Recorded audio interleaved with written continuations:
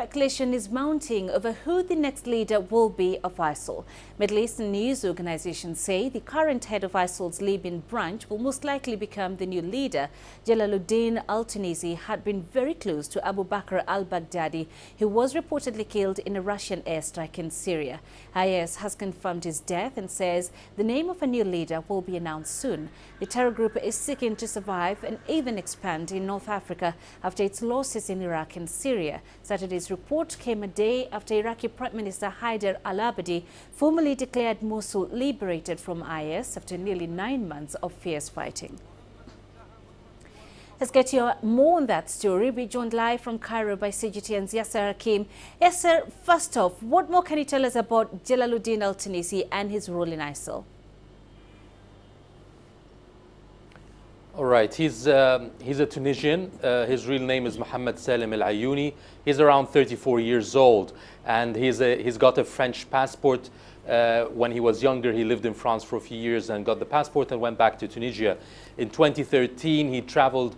2011, he traveled to Syria, where he joined the militant groups there, and then he joined ISIL in 2013 and 2014, fighting in Syria and Iraq. The only time he was seen, and I think that picture you showed us, is when ISIL was breaking the fences on the borders between Syria and Iraq to show that it will unite both countries under its own control. He then moved to Libya, where he became closer to al-Baghdadi because of his close ties and strong relations with militant groups in North Africa. And he managed to actually bring in the al-Qaeda linked groups. Many of the fighters who used to work for or to fight for al-Qaeda have moved on to ISIL and joined ISIL because of his influence and his relationships there, and which made him more influential with al-Baghdadi, and that's why he is one of the ones who is quite popular within ISIL because of his influence in North Africa. And obviously after the losses in Syria and Iraq, probably this could be a shift in their base to be in Libya. And that's why he is recommended by many as the one who could take over ISIL.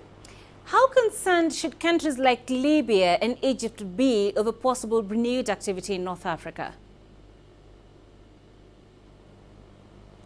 Yes, not just Egypt and Libya, but also Tunisia and Morocco and all the North African countries should be very worried if he takes over, because this means that ISIL will concentrate its efforts in North Africa. Obviously, with the losses in Syria and Iraq, they could be shifting their fighters and their control over to Libya, making use of the political chaos there and the divisions between the political rivals in Libya.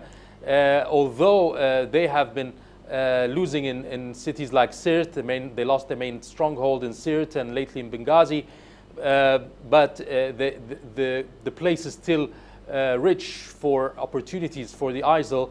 The huge place, the desert area, makes it easier for ISIL to take control of cities there or regions in Libya if the Libyan politicians continue in their political deadlock in Libya. So obviously it will be, in this point, they can move out through the borders and infiltrate to countries like Egypt, to Tunisia, and try to also create havoc there. And that's why I think there will be more emphasis from the security operators in Egypt and Tunisia and Libya to work together with the intelligence services to try to avoid such a scenario in the near future.